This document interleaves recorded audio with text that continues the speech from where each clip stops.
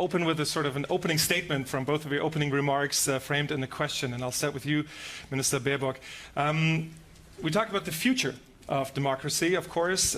What future do you see, it's a broad question, but to cover the basis, for our democracies in this emerging digital world? Well, good morning, good afternoon to everybody. Thanks for this very important conference. It's a great pleasure to be sitting here with my colleague, but already in 11 months also friend, Antony Blinken, at this panel, because we have met in the last 10 months already 10 times as G7 partners, which shows, to answer your question, that obviously the future is not as smooth and easy as we have thought maybe a couple of years ago. However, I would say not despite, but because of the Russian brutal war against Ukraine, the future is only together, because we showed that in this difficult, and with regard to Ukraine, we have to say horrible current situation, we can stand only united. So I believe that we are really standing at a transatlantic momentum, that since February 24th, Germany, Europe and the United States have stood closer together than ever before since the end of the Cold War. And we are firmly united not only in the support of Ukraine and the people and the freedom, but that this transatlantic moment, besides all the horror, comes with great opportunities. Because I've been grown up here in Germany for 40 years of my life, living always in peace, and we had so many debates in Europe, and I know that you have had this also in the US, that everybody took peace just for granted, as if the European peace order just fall from the sky and that it was there, and people were arguing, so actually why do we need the European Union, why do we need the transatlantic relation? And now we know why. Because the European Union, the transatlantic partnership, the transatlantic friendship is our insurance for life in peace and in a democracy where we can live freely as we want. And therefore, to build an even stronger transatlantic relationship for the 21st century is, I believe, the main task of the two of us as foreign ministers, the main task for our governments and the main task for all our citizens. Because we can address the global challenges only together, but as we are talking about a digitalized world today, we always have to speak also that the European peace order, that the international peace order is not only being attacked by bombs and missiles, but obviously also being attacked by disinformation, fake news, a systematic rival or even war against our democracies, and it has been shaped by attacks with bits and bytes, with bots, and the source of technical power. So yes, the digital revolution has brought us more freedoms to millions of people. We see this as we can see today in Iran, with a brave woman in Iran, that the internet is a source not only of information, but also spreading their fight for freedom around the world. But even in our societies, we can see that the digitalization is also importing for people who do not have access. For example, if we're talking into a total different field, bank accounts. You have some regulation when you can open a bank account. Even in democracies, even in social welfare states, you have to have some certain account of income. But if you have now a smartphone, you can transfer also money digital-wise without having a bank account. So I think this shows how actually it has brought freedom to us. And I came just back from Uzbekistan, and there was it was a group of pupils from 11th grade, and they were discussing about the positioning of their country with regard to Russia, complaining that in the official media there's so much Russian narrative going on. But they informed themselves, they said, anyhow, only via social media, via Telegram, via Facebook, via Twitter. So we can see that the digital revolution has been also a moment for freedom and for strengthening our democracy. But obviously, this is no news. Everybody knows that the digital world also comes with risk for our security and threatens our freedom. And to answer your question with 3 points, and I was asked for the input to go a bit into detail, I think we have 3 points where we should intensify our cooperations, especially with regard to a digitalized world and the threat to our democracies. First of all, we have to make sure that digital technologies are used for and not against people. And that makes our democracies stronger and not weaker. And this is also a message for democracies in progress or on the road to progress, to underline to governments like in Central Asia of saying, if you try to regulate or ban your internet, this doesn't make your government and definitely not your society stronger, but weaker, because the digital technologies have to be used for the peoples. And the US has put this very prominently in the recent US national security strategy, and we will, as many of you know, write also a national security Germany for the first time in German history, where we take on this point by 3 points.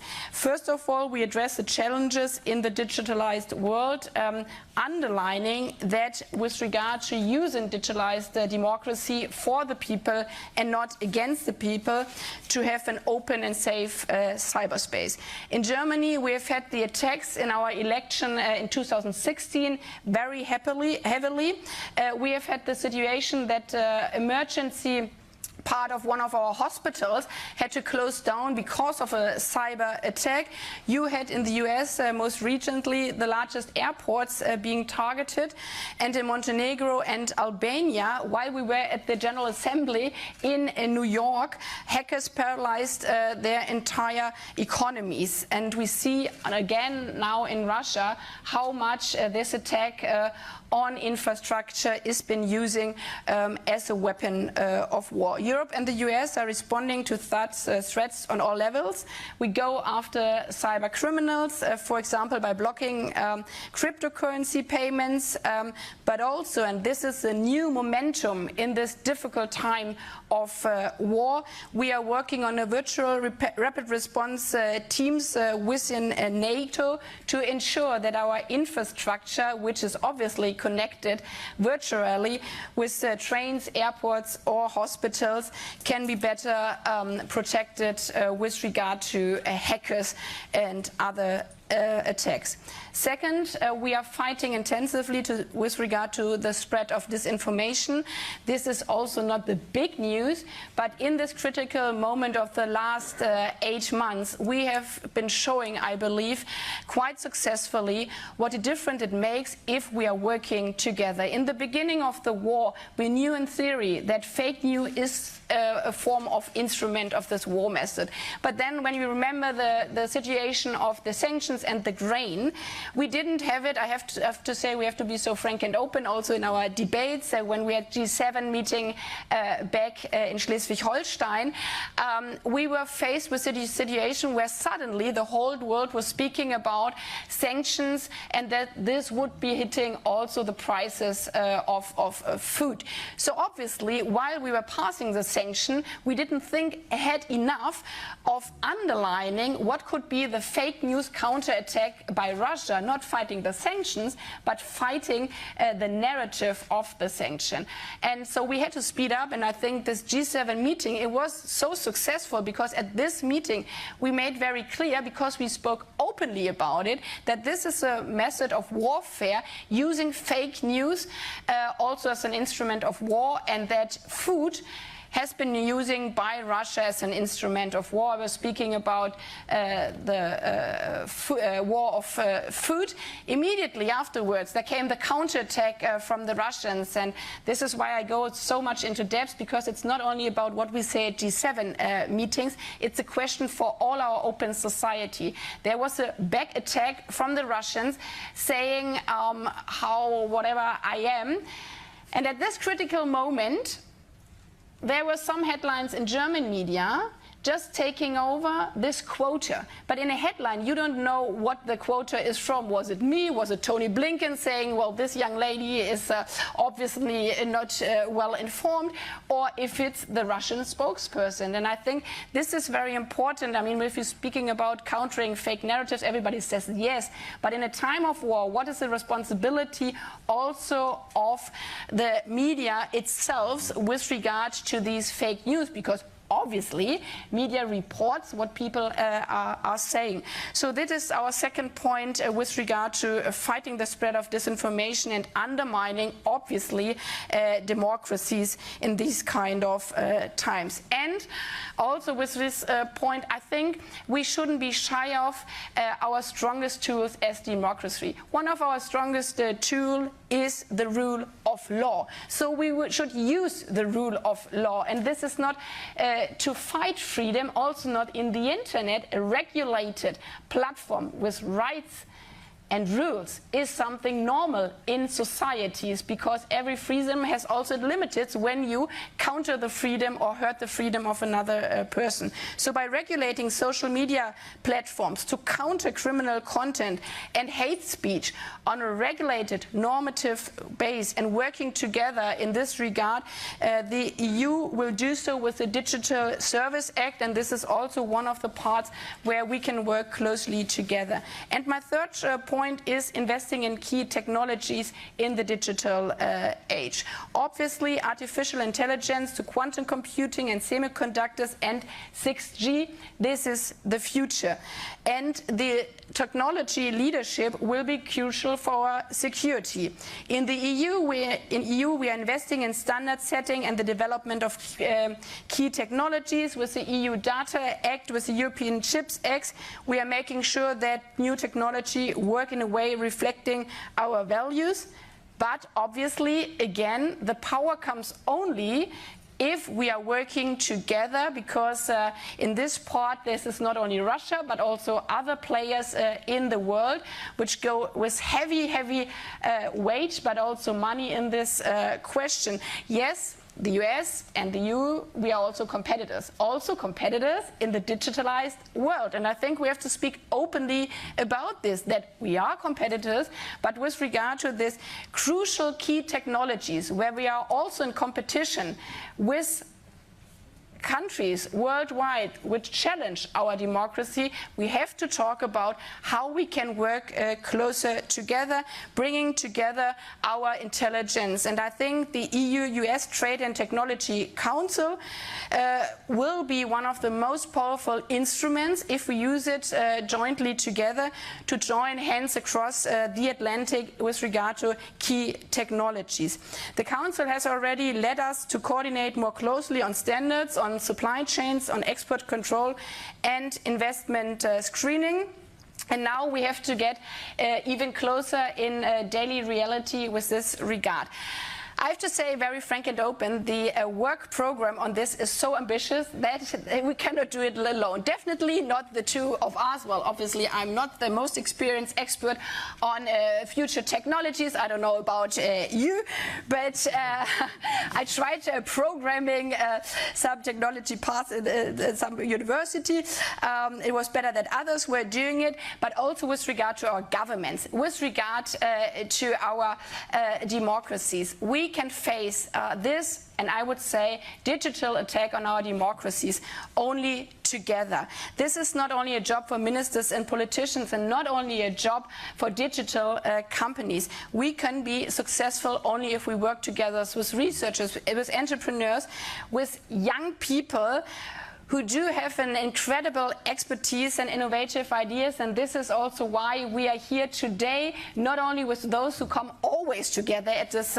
transatlantic momentum, but with young peoples together. This is why we have the US-German Future Forum, bringing together people closely, listening to your ideas in the film, but also afterwards when you present your proposals with strengthening our democracies, and to show that also you, societies, are standing united together with facing this harsh winter. Because in the end, coming back to where we are standing in November 2022, Putin is bombing Ukraine, not only cities, not only power plants, but infrastructure. We have been just coming out of a bilateral. We have been talking what the winter will mean. It means electricity in the country being blocked at the moment almost 30–40%. But if this keeps going on, children will not only hide under their table because they hear the bomb attacks, but they are endangered of being frozen to death because they don't have any electricity and any heating anymore. And therefore our mandate is so crystal clear. We have to seize this transatlantic moment together. United as democracies, we are stronger than this war, and I think this is actually the most important message we have to send today from this panel. So thank you for this day and the work you did yesterday.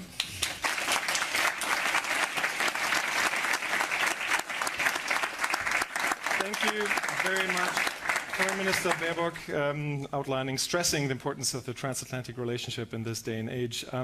Secretary Blinken, I would assume that you concur with a lot of points that Foreign Minister Baerbock made, but the future of democracy in a digital world, does the United States have a different take and a different approach, or how do you see it, and what are your concrete steps that the US is undertaking in achieving that?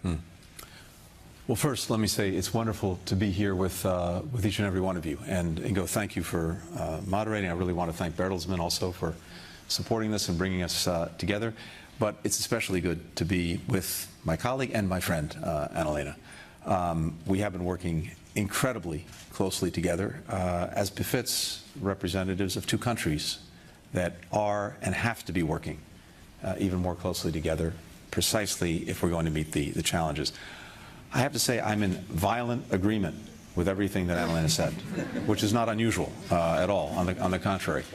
But let me just put it this way, and I'll add quickly a couple of thoughts that are totally coincident with what Annalena said. We're at an inflection point in history. The post-Cold War era is over. There is a competition on now to shape what comes next. And technology is at the heart of that competition. One way or another, it is going to retool our economies. It's going to reform our militaries. It's going to quite literally reshape our lives, as we know every day from the phones that we carry in the computers that we carry in our pockets. And we know the profound effects that's having on our lives.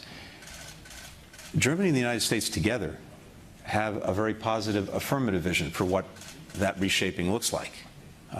It's about finding new ways to cure diseases. It's about using technology to make sure that we can actually deal with climate change. It's about using technology to make sure that we can have our societies and economies powered in ways that don't rely on fossil fuels. It's about making sure that we have sustainable, healthy supplies of food around the world. It's about finding ways to have truly resilient supply chains. And ultimately, it's also about making sure that we have good jobs for our people for the future. And there are challenges inherent in each of those. But as Annalena said, and as you all know, and as you've been talking about not just today, but over many days, we also know that technology can be profoundly misused. And I thought the way that Annalena put it is exactly right. It has to be for people, not used against them. But it is being used against them. It's being used against them in different ways to undermine their privacy, to repress their human rights, to quite literally harass people online, particularly women and minorities, as we see around the world. It's used profoundly for misinformation and disinformation, which is, along with corruption, I think the two most corrosive things of any democracy. And of course, there are profound questions of security that we're responsible for and others are responsible for, where technology can be used for ill, including cyber attacks on infrastructure.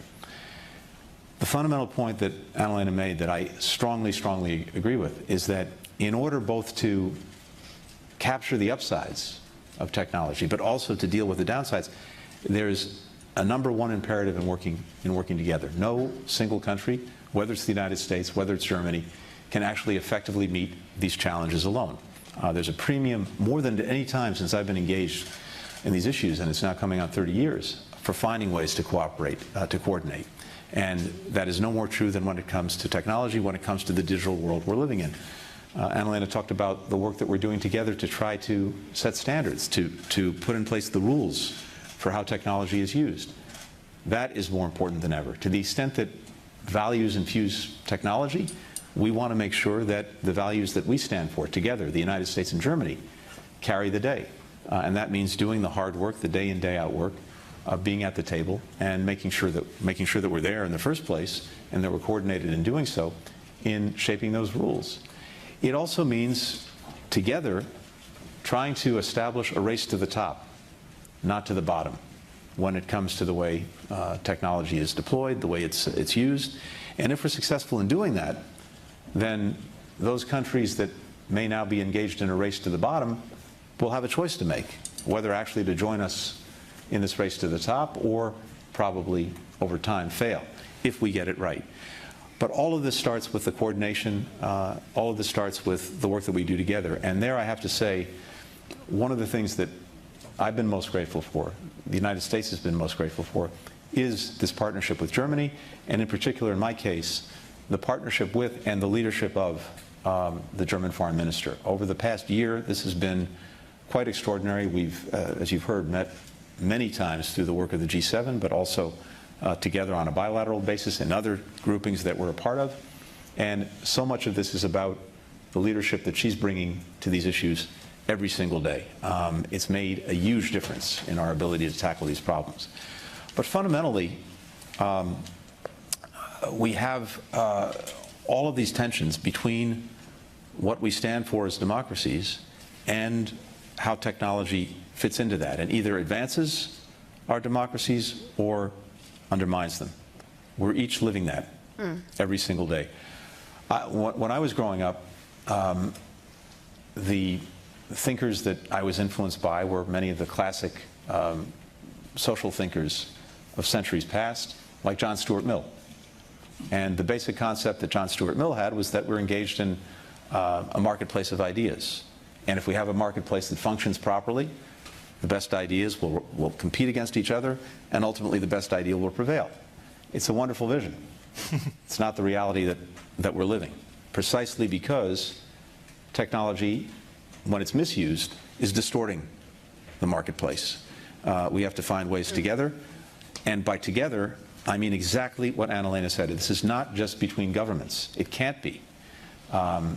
Civil society, NGOs, the private sector, academia, all of us actually have to join hands and be on the same team. One of the things that's changed most profoundly in the time that I've been working in government is in the information and digital space.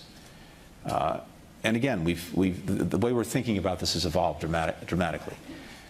When I started out in government 30 years ago, two things happened every day. The same two things happened every day in the White House where I was working. People would get up in the morning, they would open the front door of their apartment or their house, and they'd pick up a hard copy of the newspaper, in our case, the New York Times or the Washington Post or the Wall Street Journal. And then, if you had a television in your office, at 6:30 at night, you would turn on the national news. And that was it. That was the common denominator for everyone. Now we've had a vast democratization of information technology, which again, you think is probably for the good. Except we know that it's also created an absolute free-for-all, an almost an information jungle, in which sometimes, unfortunately, might makes right. the loudest voices prevail, even if what they're saying is not, does not reflect reality. None of us are going to be able to get a grip on that problem if we're acting alone, whether governments can't do it alone, the private sector is unlikely to do it alone, NGOs may have the right ideas, but all of this needs to be brought to bear. So one of the reasons I'm so glad that you're all together, that we're all together, is to see if we can find new ways to work across our different enterprises. That's the only way we're going to get to it. Finally, I'll say this. It's really fitting that we're here, and I thank Annalena for inviting us here to Munster for the G7, but also for this meeting. Of course, the Peace of Westphalia put in place fundamental principles of international relations that are the very principles that are being challenged today by Russia when it comes to Ukraine, and that is the territorial integrity and the sovereignty of nations. If we let that be challenged with impunity, then the foundations of the international order will start to erode and eventually crumble, and none of us can afford to let that happen. The other thing that's striking about this place is it was part of something called the Hanseatic League back in the 14th and 15th century, an effort to literally create trading routes in what is now Germany and throughout Europe, connecting people, connecting products, connecting ideas. And at its best, that's also what the digital world is about. Our challenge is to somehow make sure that it lives up to its best, not its worst. Technology is neither inherently good nor bad. What we make of it is, and that's our challenge together. Thank you, Secretary Blinken.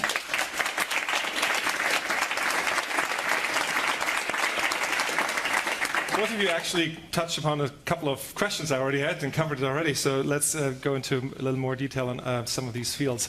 But you both outlined the perils and the advantages, of course, that technology has, but also the danger, the tools it gives authoritarian governments and regimes, and also the opportunities for fake news that exist. Would you say that there's been a bit of a disenchantment with social media, with digital opportunities, and that if you sum it up, the negatives somehow outweigh the benefits? Oh, please. Well, no, my short answer is no. Well, and this counts actually for everything. I think if you're in politics and think the glass is half empty, you shouldn't be there. I mean, then you have given up anyhow.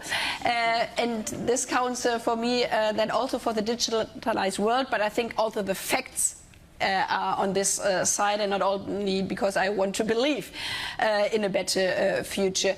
Because yes, obviously, we have the fake news, we have everything we were mentioning, and Tony was outlining perfectly what the challenges are there. But if you look around the world, well, unfortunately, with regard to our sustainable goals, the SDGs from the United Nations, we are not there where we wanted to be. With poverty, we were on a good track, and then the Russian war came. But with regard to education, for example, when we travel around the world, thanks God also to other countries, and not only to the countries you know anyhow. When I've been in Niger, for example, the president said, which I didn't hear before from a male president, my most important topic is education and reproductive rights.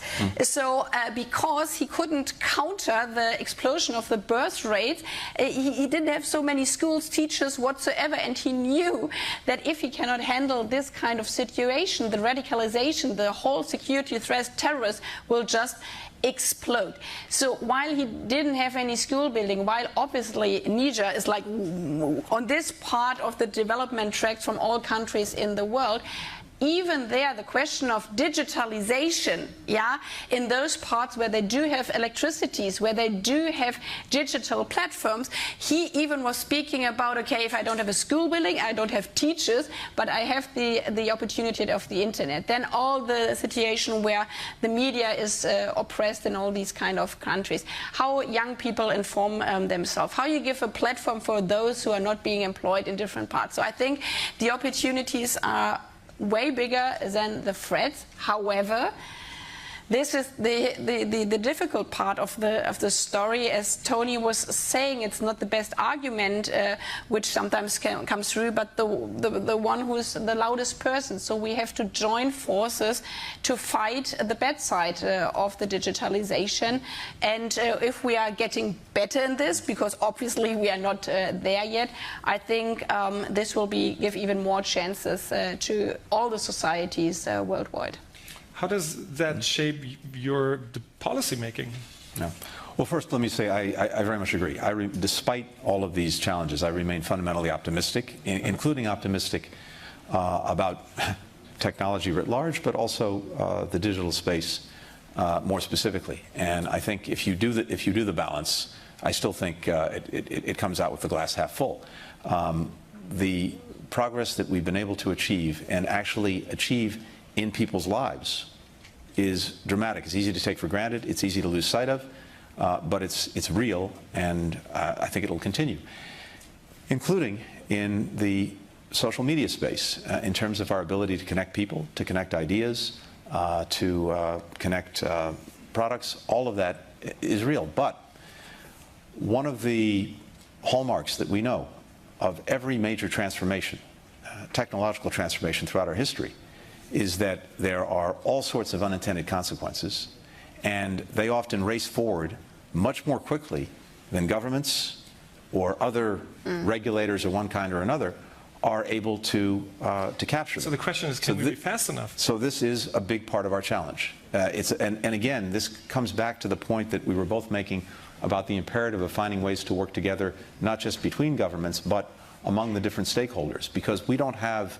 in our case, we often don't have the resident expertise or knowledge. We need to be closely aligned with business, with civil society, with academia. The more we find ways to do that, I think the quicker we'll actually be in managing to deal with, first of all, not only deal with, the whole idea, and Annalena mentioned this, is to get ahead of it. We have to be able to better imagine what the unintended consequences may be and try to factor that in. I think if you were talking to those who were at the founding, present at the creation of social media, they had an extraordinary vision of all the good and positive that can flow from that. I'm not sure how much time they spent thinking about, but what if? So part of our challenge is actually to imagine what if and to try to build in some guardrails against that. Now the problem is we're doing that while the plane is flying at 60,000 feet. That's hard. That's a hard operation. Which leads me actually to a question, to an idea just had. When you recruit future diplomats for the Auswärtige Amt or the State Department, do you actually make that a requirement? A certain tech savviness or a certain, that you can hit the ground running in this fight? So I'm happy to start on this because it's something that's actually been or fascinating. recruit here in this audience. I mean, I'm sure they're... Actually, please, there's a table. Just drop your business card. So we go, I got to the point when I last served in government in the Obama administration, where I'd be in these rooms that we're so familiar with, without windows, where we're having policy deliberations with our teams. And I became convinced that virtually all of the things we were working on, somewhere as part of the answer, had technology, science, innovation. Maybe not the totality of the answer, but a part of it. And the problem for many of us in these jobs, at least I'll speak for myself, is we're not trained in these disciplines. Most of us come up through the humanities. And as a result, I got to the point where I thought that I needed a scientist or technologist at the table just to tell me whether I needed a scientist or technologist at the table, to understand, oh, this problem may have a solution that's grounded in science and technology. So, fast forward.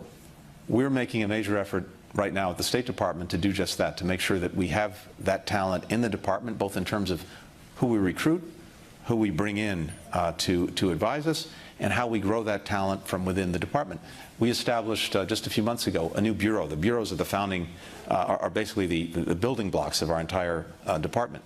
We now have a new bureau for cyberspace and digital policy to make sure that we're able to not only understand but lead around the world in the efforts that we're engaged in together, when it comes to how cyberspace is regulated, what digital policy should be, And a big part of that is making sure that we have the people to do it. So the short answer is we want to make sure that everyone is at least basically literate in technology, hopefully fluent, and eventually truly expert. Ideally, yeah. Do you want to add something? Or otherwise, I would ask you if you have the people that implement those policies, there's also the aspect of the technology that you need. For example, we see what's happening in Iran or in other countries where or Uzbekistan, you mentioned the example, is being limited. What's happening on that field, on that level? Well, if I may, can I go back to the people? Because, again, here we have to be frank and open. No, we don't have the capabilities, especially with regard to the people. I was talking about birth rate. I mean, if we are looking anyhow with regard to people in the working space, we have big challenges, and then especially in this field. And I think this is something, because we talk about leadership, US, Germany, in many fields. Yes, we do have the leadership. In other fields, at least for my country, I have to say we have to learn from other countries, and this is a great job of foreign ministers. You don't go there, at least this is my understanding, and to preach how great your own country is. I mean, you can say, well, we tried this and it worked quite well, but so many things I've learned. Now also the time of war from Ukraine, I went there to their Ministry of Information, and it has a different name, and I forgot, because when I entered the building, I always asked my team, are you sure we're in the right building? Yeah, because it looked like a start-up company. Then we entered a room where the average age was way lower than here, even though we invited here now young people, and we think we are really advanced that we invited young people to a conference. But there, they not only invited, but employed people which were, I would guess, 18 years old, directly, obviously, from the street. They were well educated people, but I mean, if I would go to my ministry and even suggest we should employ maybe not only diplomats and not only lawyers, and what Tony was mentioning, we should think also about IT experts. This is kind of a revolution already, because in our bureaucracy, then it's really difficult to say that they don't have to rotate and all these kind of things. But if I would come up and say, you know what, forget about education, university, diploma.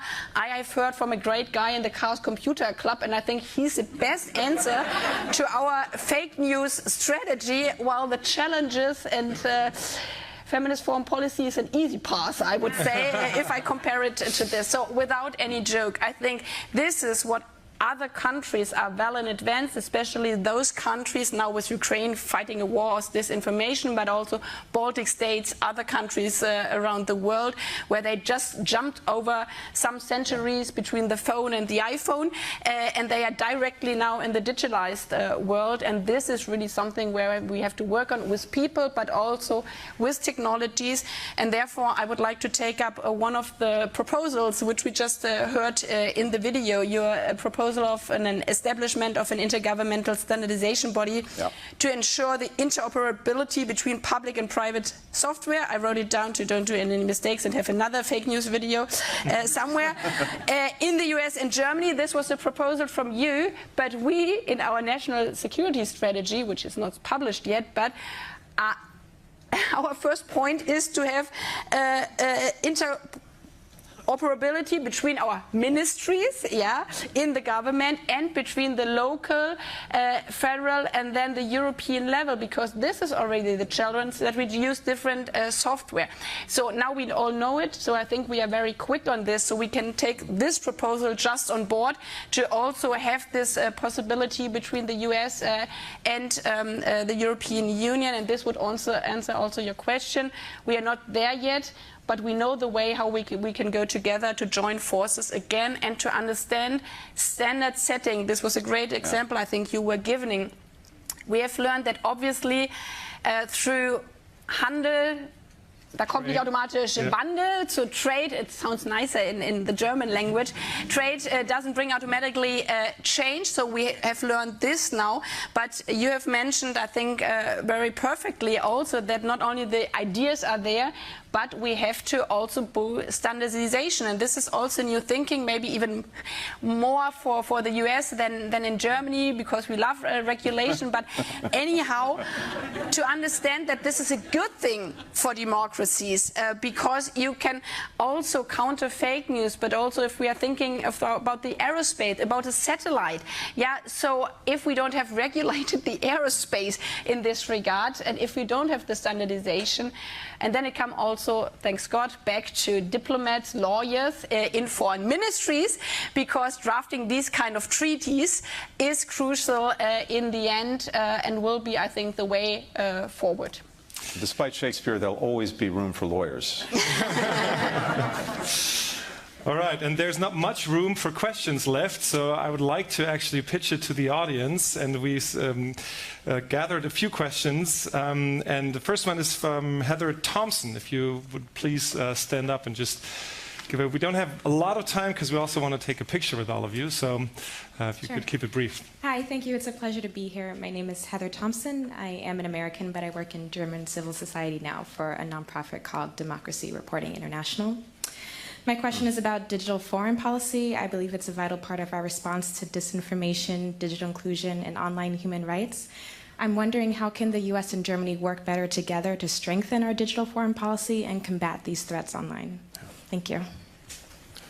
Well, just very quickly, I think one of the things that we both been spending a lot of time on is building the structures, the organizations to do exactly that, precisely because, like you, we've identified this as a critical necessity and a critical challenge. Annalena mentioned something that was established between the United States and the European Union, the Trade and Technology Council. A big part of the work of the Council is exactly what you just described, to actually have an aligned, to the greatest extent possible, approach to digital policy. Annalena said as well, we're competing in ways too. We have to recognize that, and also not be shy about that. Competition is good, as long as it is pursuant to agreed rules, and ideally, as long as I said, it's a race to the top, not the bottom. But what we're doing with the TTC is exactly that. We're trying to align our digital policies in a whole variety of ways, particularly when it comes to trying to establish the norms, the rules, the standards by which all sorts of critical technology is used, whether it's AI, whether it's quantum, lots of discussions, of course, about 5G and what comes next, et cetera. So we're doing that. We're also doing that bilaterally between the United States and Germany. There are other fora in which this is done. This is actually an important part of the work of the OECD, increasingly. It's something that I think is being re-energized at a really important time. Well, just we move ahead to the next question so we can cover a little more. Martin van der Putten has a question. Good afternoon. My name is Martin van der Putten, and I'm the Director of International Relations of the city of Dortmund, close to Münster. It is a question that touches urban diplomacy, the subnational diplomacy topic. So my question is, how do you intend to involve the city level? I do not mean the civil society, I mean the civil administrations, the city administrations, more systematically in your policy strategies, e.g. the China strategy, the Rebuild Ukraine strategy, and the climate foreign policy strategy. So my request is please use the power of the cities as a strategic tool in foreign policy. Thank you very much. Let me just say quickly to that, I couldn't agree with you more. One of the things that we've done, I just had the joy of naming someone to be at the State Department, our senior official for subnational relations, because increasingly we found that we're working directly with cities, with municipalities, with regions, not just with our counterparts in national governments. And for a whole variety of reasons that you know very well from what you're doing every single day, cities are often the laboratories where all of these things are playing out. And we get a chance to test out ideas and their application, including with things in the digital space.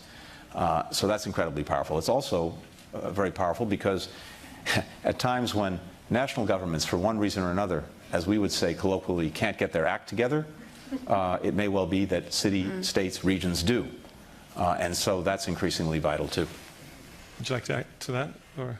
Yeah, well, first of all, thanks for your question, but also thanks for participating in our national security strategy, because this was also for the first time why we're drafting it right now. I did a tour in summer through Germany. Many people ask, so why is the foreign minister doing a tour in Germany?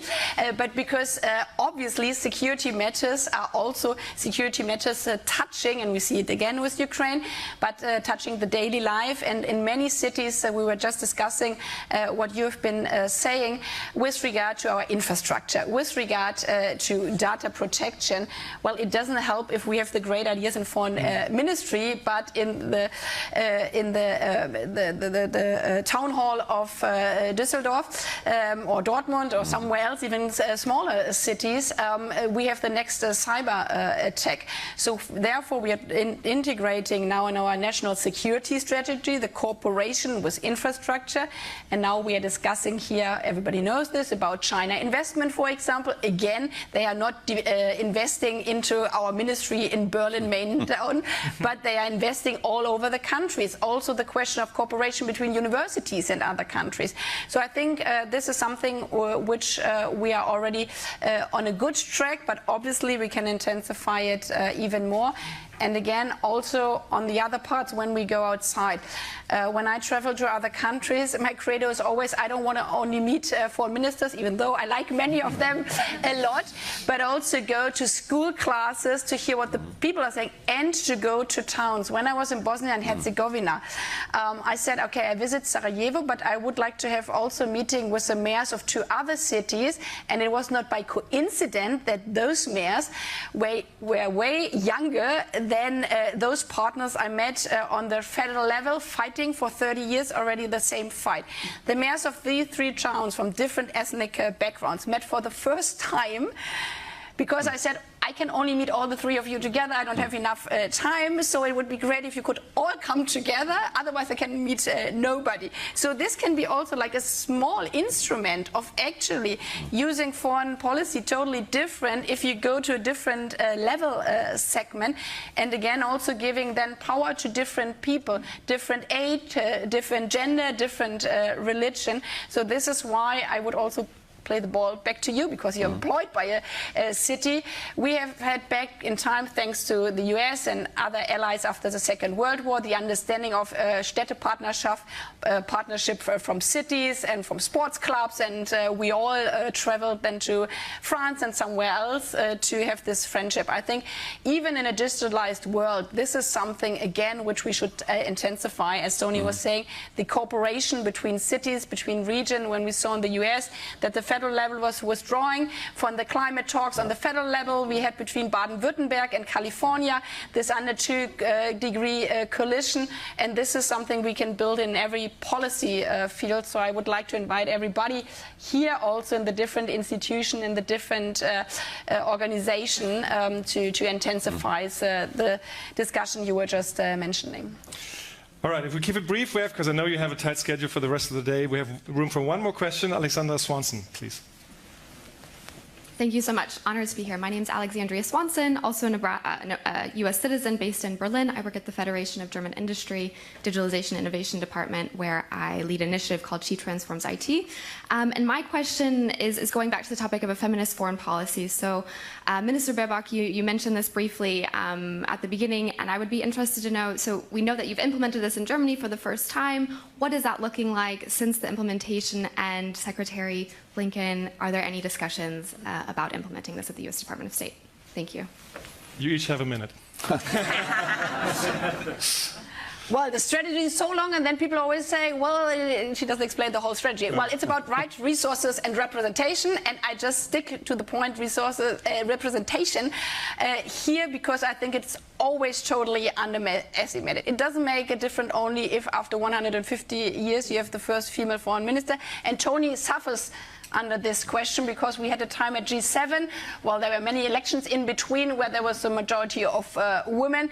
Anyhow, I've been asked very hard. a couple of weeks, because he wasn't allowed on the women's picture. So But anyhow, a couple of weeks ago, I was asked whether I felt well in this group of men, and I said, well, just look at the picture. This is no group of men, but it's no coincidence that there are two female ambassadors sitting here at the front row.